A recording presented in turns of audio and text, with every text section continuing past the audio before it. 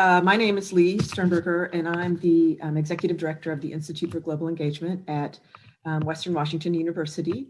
We are celebrating International Education Week this week. International Education Week is sponsored by the State Department.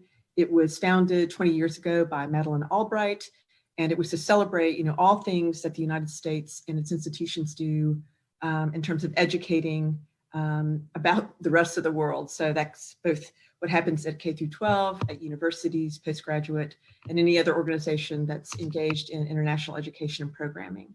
So today I have 5 faculty members who've all been successful at Fulbrights in very different places in the world, studying very different things. And so I'm going to let them introduce yourselves, and then we'll just run through kind of a series of topics, and we'll let each of our Fulbright faculty members kind of share their thoughts and insights. So I'll start with Arunas. Good morning, everyone. My Fulbright Scholar Award was to Lithuania last year, and it was a teaching award. And there I did a sustainable entrepreneurial project with junior and senior industrial design students. And Arunas, what is your department and your background? So I teach industrial design in the engineering and design department. I've been at Western since 1991. Okay, Brian? Hi, I'm Brian J. Bowe. I am an associate professor in the journalism department, and I did a Fulbright. I had a Fulbright Scholar placement at the University of Jordan in Amman in 2019. And while at the University of Jordan, I taught in the American Studies program. Like Arunas, mine was also a teaching Fulbright. So I taught in the graduate American Studies program at University of Jordan, which is frequently taught by Fulbrighters. That's a good sort of magnet for Fulbrighters. And I taught a course called America in the World, which ended up being largely about the use of mass media and pop culture as a form of American soft power in the Middle East. Great. Okay, Sandra? Hi, I'm Sandra Cuban, and I've been at Western since 2013. I'm in the professor in the Health and Community Studies Department in Woodring College of Education. And my Fulbright was in 17-18 in Chile, and it was a split research and teaching grant that focused on the new migration in Chile and the Latin American and Caribbean region.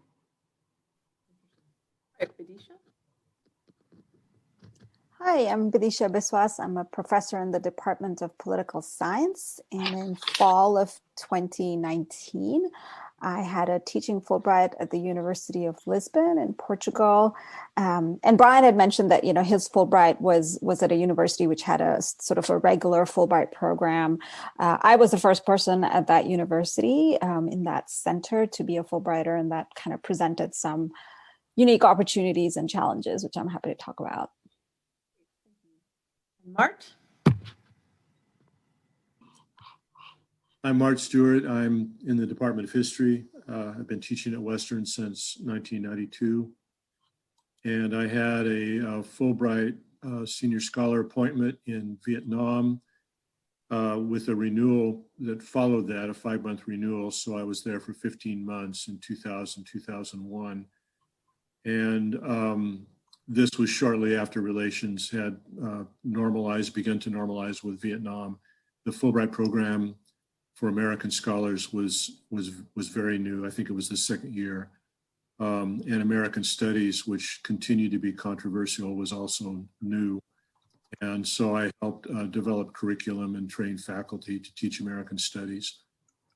I had a follow-up Fulbright Senior Specialist appointment in Hanoi to organize an international conference in American Studies, and also to help develop the plan for the first flagship program in American Studies that was developed at the, was approved in 2005 and was developed at the National University of Humanities and Social Sciences in Hanoi. A Fulbright Senior Specialist appointment in 2014 in Cambodia at the Royal University of Phnom Penh to help develop a Master of Science program curriculum in help develop the curriculum for a Master of Science degree in climate change studies. And then finally a Fulbright in India in 2018 to do curriculum study. And this was a combined teaching research Fulbright in which I completed a project on environmental history, what environmental historians in India were doing, how the field had developed there, and so on.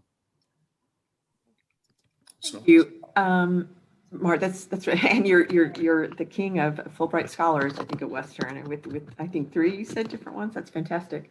It's really interesting, the range of what you did and where you went, all of you. So that'll make for some good. They all sort of located themselves around some core interests, though, and an ongoing research agenda and so on. I mean, it's kind of interesting how you can sometimes go out afield in something that seems quite a ways away from what you normally do, and then integrate that back into what you do and expand what you do at the same time. And it's one of the things that Fulbright program allows you to do in really wonderful ways. I thought we would just kind of run through some of the basics that a faculty member would have to think about, with each of you kind of adding your points and tips, and just kind of keep that, in the interest of time. We've got about 45 minutes, trying to keep us, across a range of topics. What I outlined, and these can be vetoed in their entirety or added or subtracted, was just to start about the application process and just some things you noticed or some tips you have, or like, wow, I didn't know how to do that part. And then just, and at one level, kind of general, because each Fulbright faculty member will have a very specific, idea and topic. And then kind of, I think one of you in our first meeting mentioned, there was that "what if I get it" moment, and what do you do once you get it? And so I thought that might be possible to talk about, how to maximize your experience. You all mentioned just how to do that, and also how to do it if you're bringing family members or other people in tow with you. And then just issues of reentry and how does that work? And I don't know what kind of follow-up Fulbright has with you. And so that might be something just to address as well. So if that sounds acceptable, yep, sure. Okay. Well, why don't we just start with the application process? And I'll just toss it out again. I can go in order. Arunas, you want to just kick us off, and then we'll just see how it goes? Okay, I think there's 2 really important key elements to the Fulbright application process. And the first one is your project statement. And basically, it's a 3 to 5 page document. You save it as a PDF. And you have to answer these questions. What do you propose to do? Number 2, how do you propose to do it? Number 3, why is it important?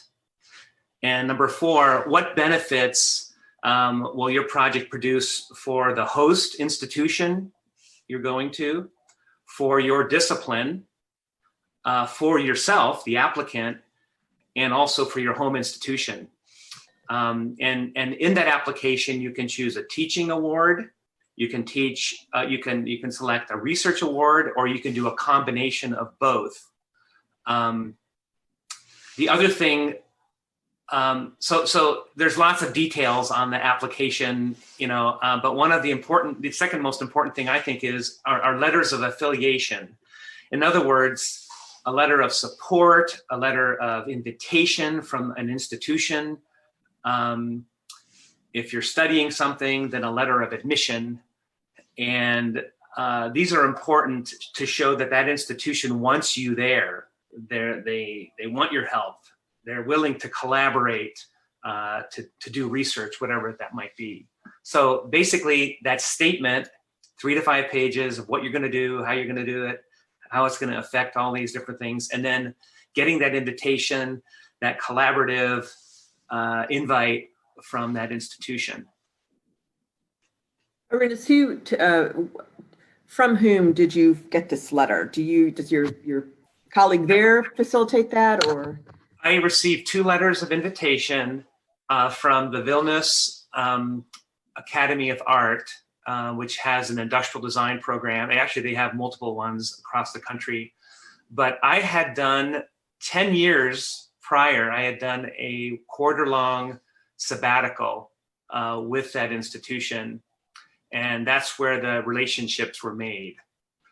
But you can, I think, and then making those affiliations is tricky because you may not know anyone in Denmark, Carolyn, but you can get to know someone through attending international conferences, through corresponding in different ways, maybe even doing a project with someone academically or otherwise. But that's the tricky part. To get that, I think it takes some research and some time to make that affiliation. And I'll just add that, my office is also available to help find those kinds of folks. And historically, we, an office like mine might have provided a lot of those affiliation letters. That's not exclusive at all. But so if anyone would like to talk to us about how to make some of those relationships, we're happy to assist. So Brian, what do you have to add to the application process? Sure. Well, I think Arunas, I think all of those points that he raised were really important ones. And one of the things that people find very intimidating about Fulbright is the writing is not very long, but it's very dense. Every word has work to do, because in addition to all of those things that Arunas said,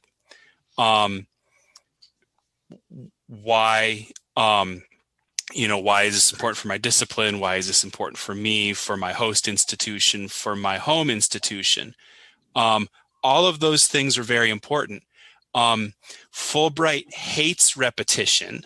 And so if something is there in one spot, you shouldn't keep hitting the same thing over and over again in lots of different forms. And this also goes to your CV as well. Your CV needs to be very much sort of pruned and really curated. And there's kind of this overarching principle of how is all of this what I am going to do? How is this going to further Fulbright's mission of person-to-person diplomacy? So that's like kind of the overarching vibe that needs to be the through line through all of it. So the thing about it is, it's not long writing, but it's writing that probably is going to take some iterations to get all the pieces in there that need to be there. Having reviewed tons and tons of applications, I agree that the letters of affiliation are very important. They don't always have to be amazing, glowing, enthusiastic ones. Mine, I just had one from University of Jordan, and it was pretty pro forma. Yes, we will welcome Dr. Brian and provide him with an office and all this kind of, we are willing to host him. It didn't say much more than that, but it was pretty key. So those are kind of the big things as far as the application process goes that I would say. The last thing I would say is just that people self-select out so much. There are so many people who want to do this. I've always wanted to do a Fulbright. I think it would be amazing. And they just trip themselves out over the application, but because it's just one of those things where in the middle of the process, it's very easy just to say, why bother, because it gets intimidating. Brian, so in the interest of time, unless Sandra and Badisha and Mart have a lot more to add about, or different information to add about the application process, and knowing we won't cover everything in this 1 hour that we have, maybe we could, I think maybe one thing that's a really important topic, perhaps more so than what do you do. Maybe Sandra, you want to talk a little bit about what do you do once you get it? Is there something that people need to think about at that point? and then we can move on to how to maximize the experience, because I think that's probably perhaps the most important topic after application. So Sandra, what do you think? That kind of, oh, I got this, oh my gosh. Okay, so obviously there's celebration when you get that Fulbright Commission letter. However, you need to wait till the country selects you as well. So it's a two-step acceptance, which a lot of people don't know. I previously applied for a Fulbright in another country 2 years prior to the one I received.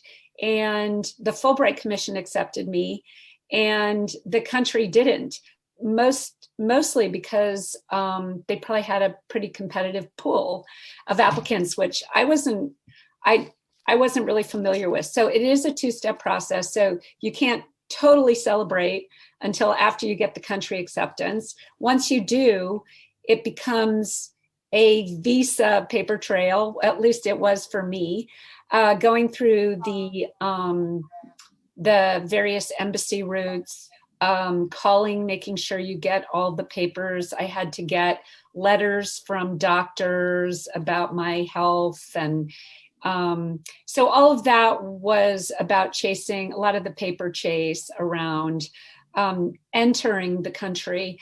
Also, I came with my daughter, so I had to get all of her visa papers compiled as well, and made sure I got the right ones, including making sure that as a single mother bringing her child, which ended up being a big deal for this particular country, you have to get apostilles, birth certificates, signatories of the other parent, and so forth. So there's a lot going on. I had no pre-orientation like some of you had. So I had to figure all of this out. Fortunately, I had a lovely guy I was working with in San Francisco who was very helpful. And I ended up emailing him directly. And if you can find that contact person at the embassy to handhold you through some of these processes, all the better. And that was very helpful. Also, the Fulbright Commission in DC answered a large amount of my questions. I had a list of questions, and I could then divide those between the DC office and the country office and the embassy in San Francisco. Great, thank you so much. Do you have anything else, or? Good. Okay. Badisha, do you want to add to that? Sure. I want to actually step back a little bit to the application process. And I want to say that, Carolyn has a country in mind. She has a topic in mind, which is really great. I think a lot of people just start with, as Brian said, this idea that I want to apply for a Fulbright, and that's a great place to start. But by the time you actually write your application, you should have an extremely clear idea of why you want to go somewhere and what it is that you want to do. And the second thing to consider is that in many countries, the country office gives preference to applicants who are willing to be at universities that are not in the capital city, right? And that was definitely the case in Portugal. Portugal has been trending in the tourism world, so they've been getting increasing numbers of applicants. But once I got there, they said, they really favored applicants that were willing to go into interior Portugal. And the reason that, I wasn't going into interior Portugal, but I chose a university that has never had a research center that never had a Fulbrighter. So I think, on the one hand, it's helpful to apply to a university that has a pipeline, but in some ways it's helpful to consider universities that you can kind of market in your application as being something new, like something that's different from the hordes of other applications they get. Furthermore, in some countries, I don't know if Denmark is one of them, in some countries, they have like special Fulbright pools. Like I remember one for Finland, which was like in deep, dark Finland, somewhere in the countryside, which, I'm sounding very negative about it, because personally, I wouldn't like to be in such a frozen part of the world. But I think one of the reasons they were kind of pushing for that is that they want people to come to Finland and to contribute to the research and teaching community outside of, Helsinki, which everyone knows is a very trendy city. So that's something to think about. Once you get the Fulbright, the second stage, as Sandra said, I think it's super helpful to contact previous Fulbrighters. I did a lot. of that, and the Portugal Fulbright office helped me, but I also just found them on my own. Like I just did some spying. It's not hard to do. And they provided a lot of very helpful information, beginning with the fact that the Portuguese visa office in San Francisco is not awesome. And just to have that background and to have them tell them that, oh, it's not just you. We also had a lot of problems getting your visa. They're just really slow. They're a little bit snarky. It just kind of helps you feel a little bit more comfortable that, you know, there's no reason that you're being singled out. It's just some countries, some offices are like that, and others, like Sandra's Chile office, was not like that. So I think having, you're just taking the time to reach out is really helpful. And everyone that I reached out to was actually super nice, super happy to talk about their experience. If I may, I have a follow-up question on something Vidisha said. I'm curious, for all of you on the panel, how many of you responded to a specific call versus created a project and then pitched it? Because in Denmark, there are only 2 a year, and they say openly that they give preference to environmental scientists, and that is not what I do. So should I choose a different country? Good question. It might not be a bad idea. Just because I think if that's what they're saying they want, then that's probably what they want. Yeah. And so there might be another country that has a similar issue. There might be another Scandinavian country where you can kind of bring Denmark in. But like Brian said, I think the Fulbright process is really tight. You know, there's not a lot of room for movement. So I think Fulbright is also, you know, it's a government process, so they're not super risk takers, I would say. So I think staying within the confines of what they explicitly ask for, in my opinion, is actually pretty helpful. If I can add too, this I think you know, Vidisha had a really great point about kind of Googling heavily previous recipients. And so this is probably something, it's probably not too early to do this, because the catalog of awards changes from year to year. So for example, the Fulbright that I applied for did not exist in the most recent catalog. And in fact, I think have they released the one for the next cycle yet? Probably not. My suspicion is that this one is probably done at this point. And so things come in and go out based on in-country needs. So that could be it might be good to get a sense of what the award catalogs have historically looked like. Also, in my experience, you know, there's a sense sometimes when you're applying for a Fulbright that you treat it like a job, like you're applying for a job, you know, and so you want to like sort of play it cool, and you don't want to hassle the people who are going to be hiring you or whatever.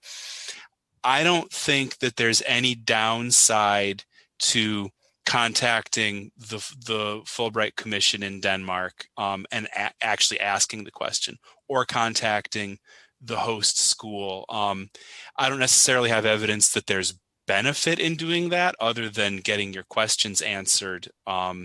You know, I think you already, by the time it gets to the in-country review process, you've already made it through one round of reviews. So they're not the first ones to say, oh, remember that person who contacted us and seemed like they had a lot of questions? Maybe we won't consider them. Like, I don't think there's a danger of that, really.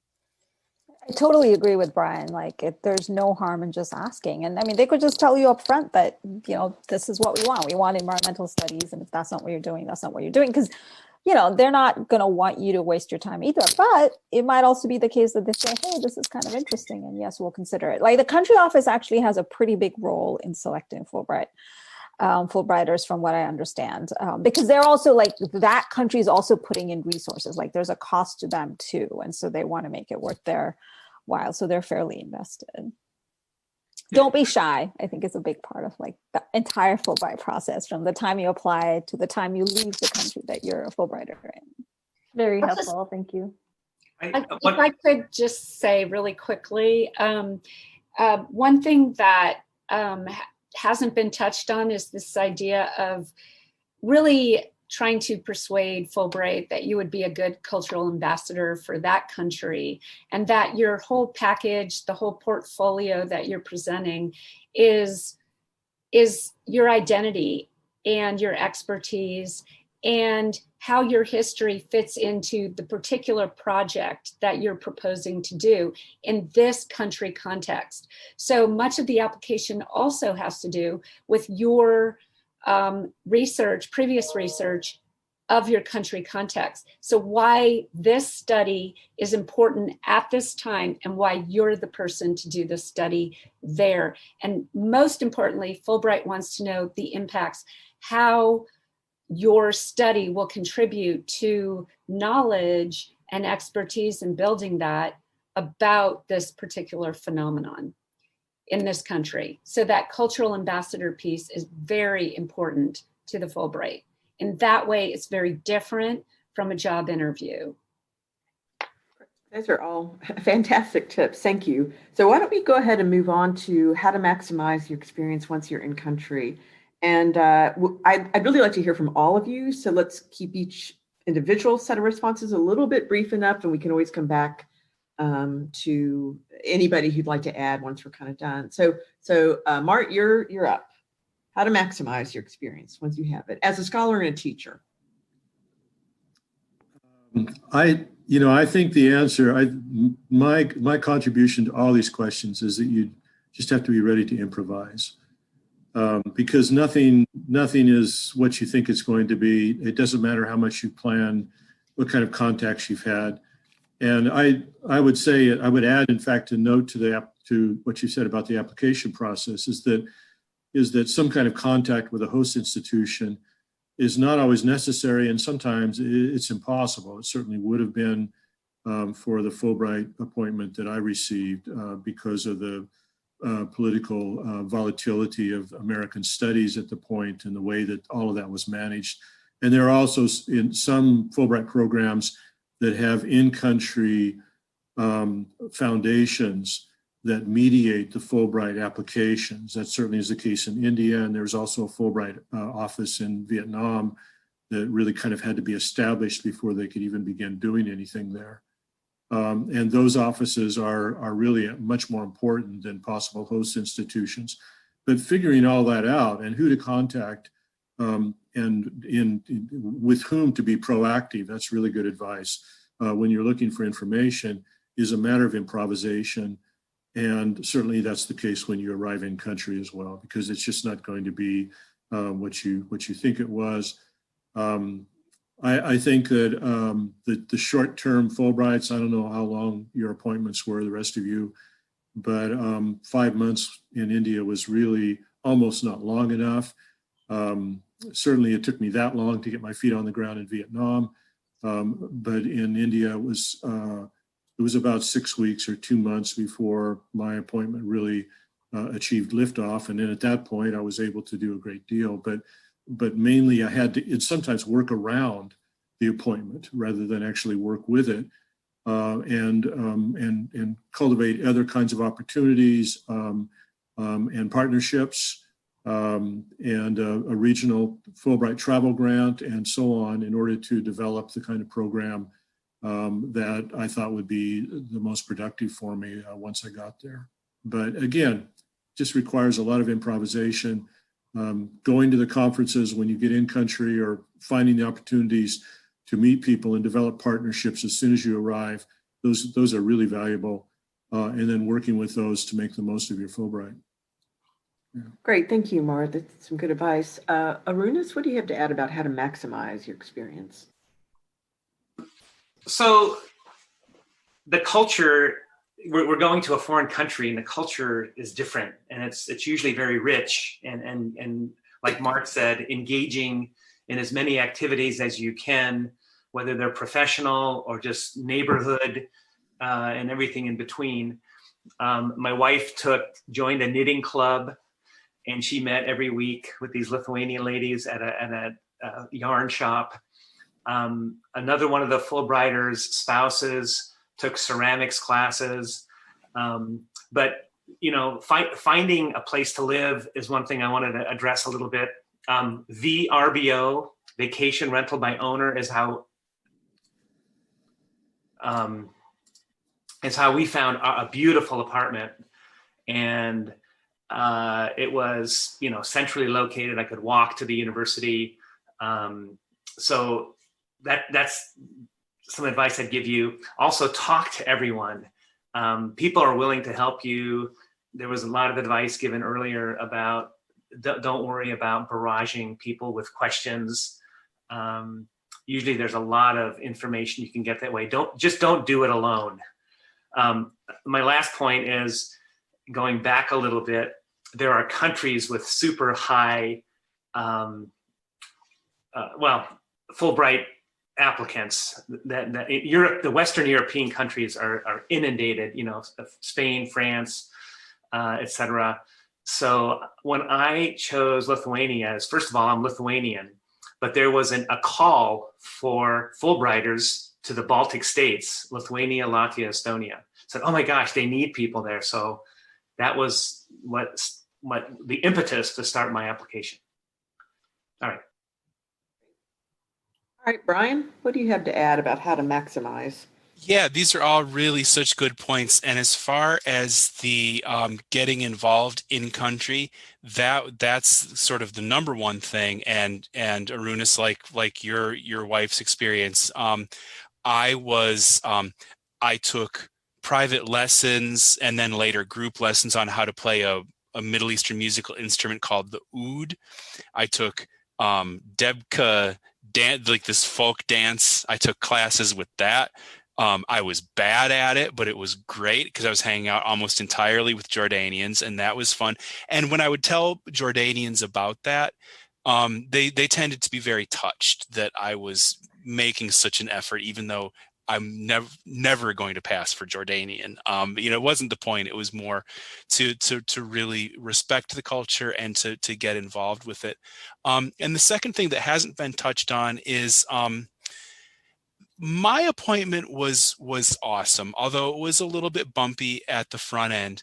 But a thing that I found very comforting was the Fulbright Commission in Jordan made it very clear to me that if there was a problem with my appointment, they would work with me so that I would be doing something that would be fruitful in country. And I had heard there were a couple of different people who ended up switching their affiliation, or things got juggled around because when they got on the ground, things weren't working out as planned.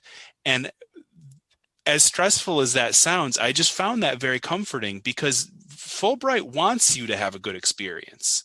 And, if it's not working, as long as you're open about it and being kind of resilient, they will work with you to make it work. Yeah. Go ahead, Mark. Yeah, I would add one thing to that. I mean, I think that, again, there's probably a lot of variation between appointments. The Fulbright office in Vietnam was supportive, but they also made it clear that if there were any political problems, I would be escorted to the airport. And I was monitored very carefully. It's one of the reasons why it took 5 months to get off the ground. My phone was tapped. I had to submit lecture outlines, all kinds of things. And I found a way around that worked really, really well, and was actually excited them as well, especially when there were no political consequences. But I think that one of the things that really has helped me in all of my appointments has been the fact that there's been a teaching component, even the research ones. There's been a teaching component, or I have encouraged the local public affairs office in the consulate or embassy to set up some meetings with local students. They love to do that kind of thing, where they can ask you questions about American universities and students and American culture, and in Cambodia and Vietnam, really interested in family life and so on. But my students really helped me a lot with all kinds of things, as did my colleagues, as did the people that I was working with on both teaching and research projects. And it was among my students that I found research assistants as well, who were just enormously helpful. So, that's I think it's great to be able to arrange something, whatever kind of Fulbright you have, where you're doing some teaching or you're meeting with people who are kind of outside the program that you develop for yourself, and those people then become your contacts and your translators and all kinds of other things. Thanks, Mart. Sandra, and I know Sandra and Badisha, I mean, what do you both have to add? Maybe I'll start with Sandra, and then Badisha will go to you. Yeah, I think everyone has pretty much touched on these really important things. I would say just immerse yourself in the country, build it in as your own ethnographic experience. I took Spanish. As it turns out, all of the other Spanish students were Haitians, and some of them agreed to become participants in my project. So again, going back to the comment about spontaneity and improvisation, it's really important. I look at my proposal and I think my proposal about Chile was so different from my experience and what I learned while in the country, to almost two different places. So once I got there, I became aware of all of the, hidden curriculum of what I had to learn in that country. And there's not always somebody hovering around teaching you that. So again, like, relationships are super important. Developing those relationships as best as you can in the language, or if not, like Badisha was saying, those who do Fulbright applications in more unusual places have a better chance of getting them. And my application was in Temuco, and not many people had done research there or lived there. So it was a whole different experience from doing it in Santiago, and so I really had to relearn everything from the books before I got there and what people told me, than from being on the ground. Yeah, so a few things. I think what Mart said about improvising is really important, but I kind of want to give a related but different spin on it, which is that, by the time you get to your place, like your Fulbright place, you've been working on this for 2 years, right? At least. But the people that you're working with are there, right? So you're not that central to their lives or their work, whereas you spent all this time doing it. And so I think it's really important to be humble about that, but sometimes I think it's difficult for Americans to be, honestly, that you're like, you have to forge your own path, and you have to recognize that the people that you're expecting to kind of be there and help you and work with you, they have other stuff going on because that's their home and that's their workplace. I think it's also important to realize that the Fulbright is you are under the overview of the U.S. Embassy, which is responsible for your safety and your well-being, which means when you go out and meet people, you are representing the U.S. government. And in certain countries like Vietnam, that has a certain association. In other countries, it has political consequences that you don't entirely expect. You might find yourself in an authoritarian country. You might find yourself in a country that's becoming less democratic, like India, where there are limitations that you're not used to in the United States, limitations what you can say, where you can go, and also just how people view you, because we in the US, academics in the US, I think, are fortunate that we have a very open kind of academic freedom space to operate in, and that is not how it is in many countries, right? And the third thing I want to say is that many people in many countries, if not most countries, have a perception of who a Fulbrighter is. And that person is a white American and a white male American. And I was neither of those things. I am neither of those things. And, Portugal is a friendly country. I didn't have any kind of unpleasant experiences, but I definitely know that people were like, really? You're a Fulbrighter? Like, how did that happen? And so I think just to be kind of going back to the humility aspect, just to be aware of that, and to be just aware of the fact that Fulbrighters, just like American diplomats who are not white and not male, they're seen differently, and they're seen as being a little bit surprising. So those are things that I think it's helpful to be aware of, particularly perhaps in some countries more than others.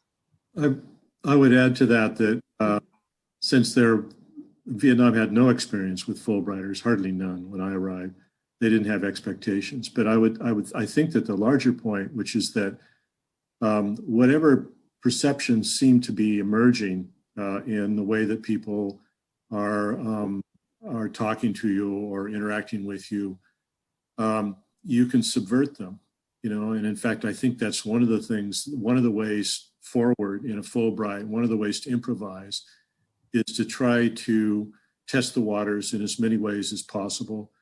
And then when you find stereotypes or you find conceptions and there were some really, really strong ones, I quite literally asked my students to talk to me about what they thought an American was or about American culture early in my teaching there.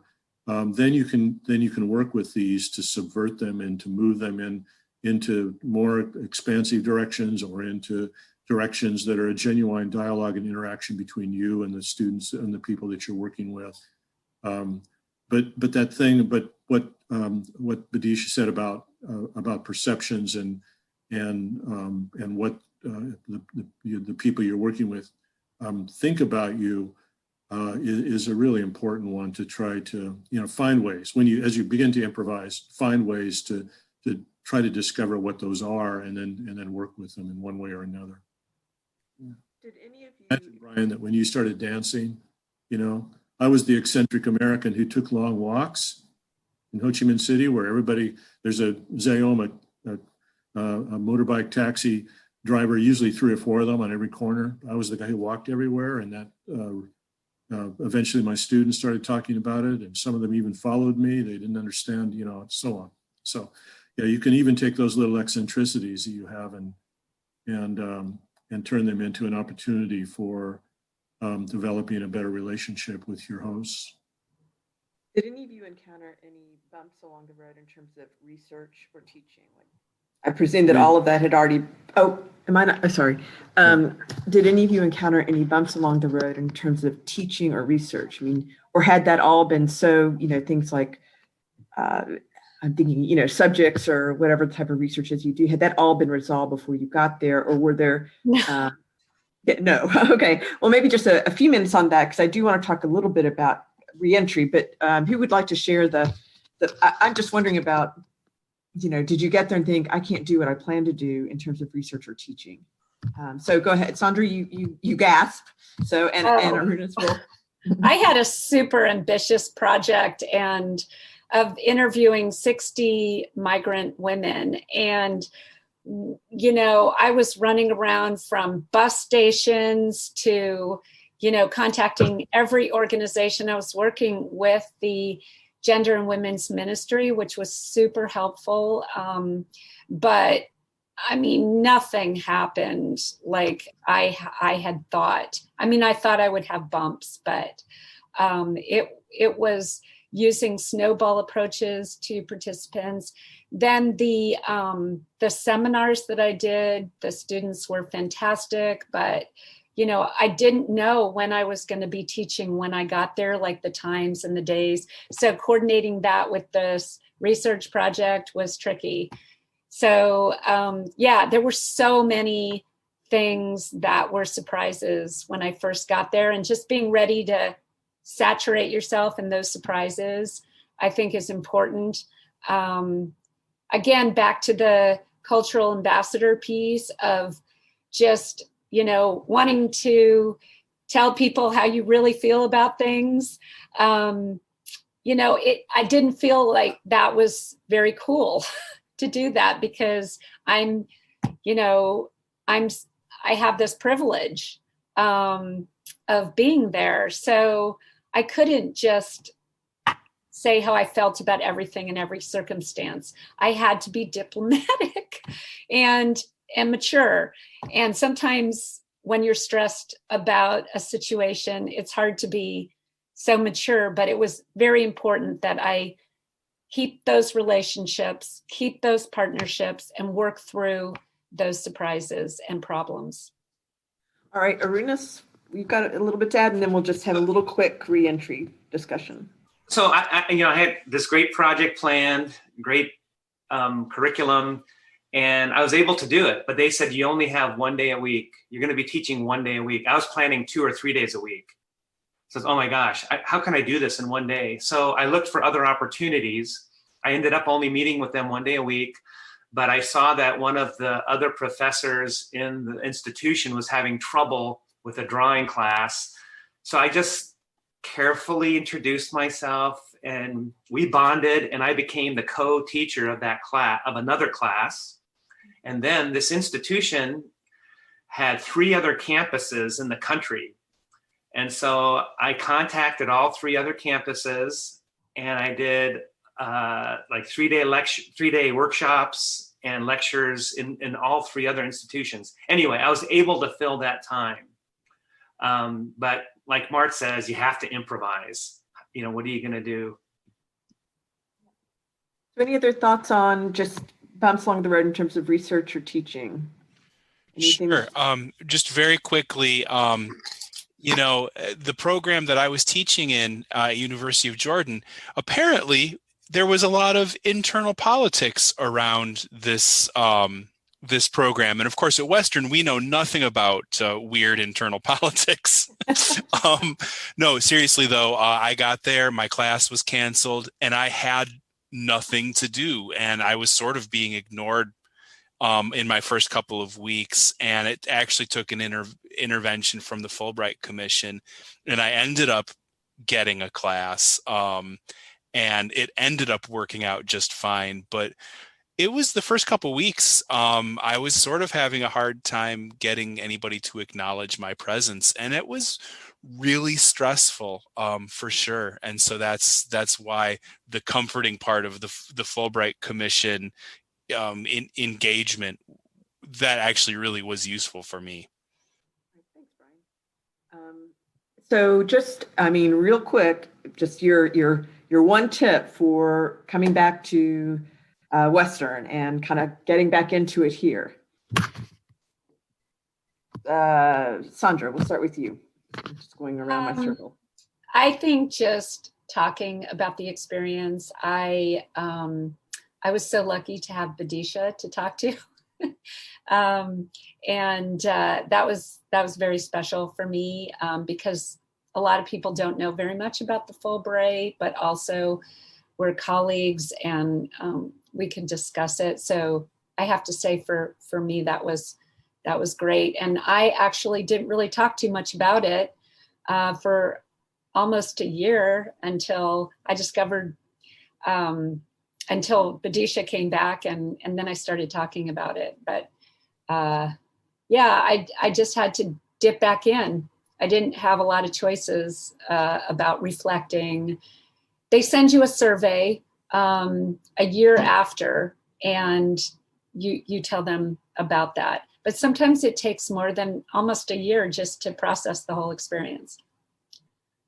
Others that would like to add something about coming? I'll go if I can, because I still have to run. It just Sandra took away my lines, because I was gonna say one of the nicest things about the Fulbright experience for me was actually to get to know Sandra, because she'd warned me or prepared me for a lot of the issues that I faced when I was going there. And so when I came back, just having a friend that I could talk to was really nice. And so I think a forum like this is really helpful to have when you come back to Western, because the Fulbright is a, you know, it can be a kind of an unsettling experience. So I think it's just nice to have other people to talk to about it. But it's also, you know, a great thing to share with your students. Like there are student Fulbright opportunity as well. You can tell them about it, and just having a different perspective is great.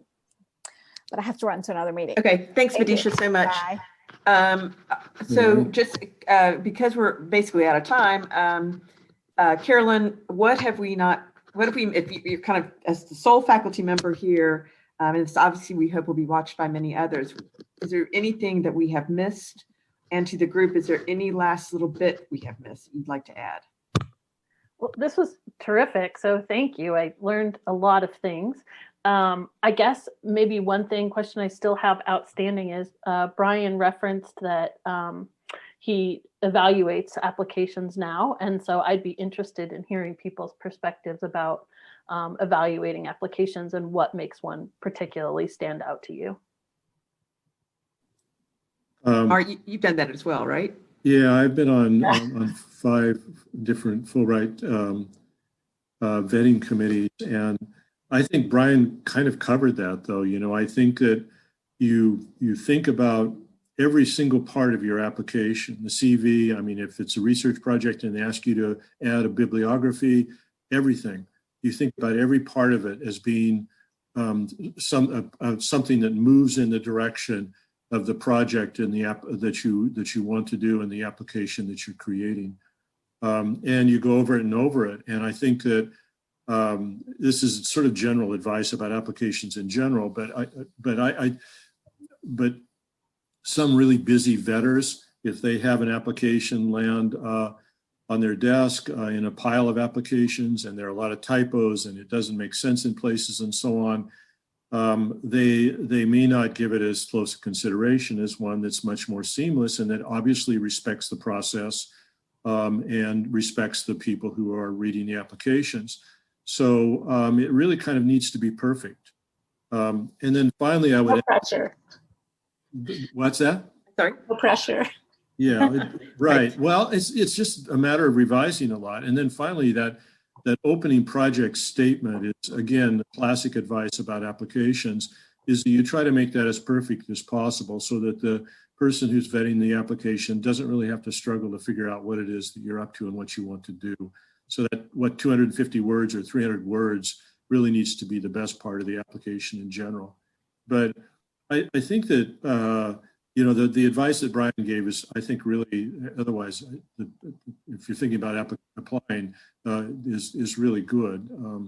Just think about every part being important, make it as perfect as possible, and make sure you explain yourself. Thank you, Mark. So with that, I think we're out of time. Carolyn, thank you so much for joining us. And to all the Fulbrighters, thanks for helping out. This, I think, was really informative, and we will post it. And I will send you the link once it's posted. And please don't hesitate to direct it to others. In fact, I'll probably share it as widely as I can. So thank you all. Thank you. Great, perfect. All right. Thank Have you a good so day. much for doing Thanks, this. All right, bye-bye. Bye, Carolyn. Bye-bye.